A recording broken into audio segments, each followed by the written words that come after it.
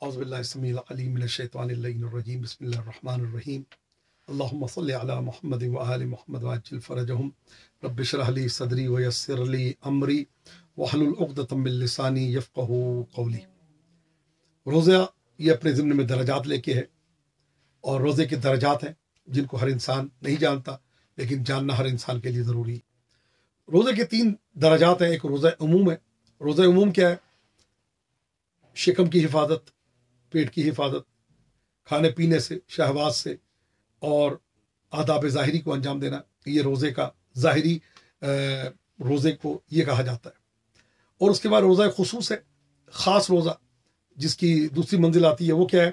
کان کی حفاظت، گانوں سے، غیبت سے، تہمت سے، بہتان سے، چغل خوری سے۔ اور اس کے بعد چشم، آنکھ کی حفاظت، گناہ کرنے سے، گناہ دیکھنے سے۔ زبان کی حفاظت، گناہ کرنے سے، گناہ بولنے سے۔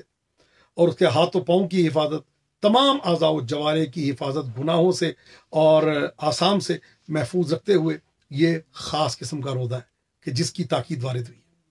اور اس کے بعد یہ تیسری جو ہے وہ قسم ہے روزہ ہے خاص الخاص روزہ۔ وہ کیا ہے؟ دل کا روزہ۔ تمام دنیاوی غموں کو دور کر کے انسان افکار پست کو اپنے سے دور کرے، اور ماں سے واللہ، یعنی افطار کے ٹائم بھی اسے کھانے کی فکر نہ ہو، اللہ کی فکر ہو۔ سحری کے ٹائم بھی اللہ کی فکر ہو، بار بار یہ نہ کہے کہ بھوک سے پیاس سے میں مر گیا یا یہ میری کیفیت ہوئی۔ تو اپنے روزے کو اس طرح سے رکھے کہ روزہ اس کا جو ہے وہ خاص الخاص کی، اخص الخواص کی منزل پہ آئے، اور اللہ کے مقربین میں اس کو رب العزت خود شامل فرمائے۔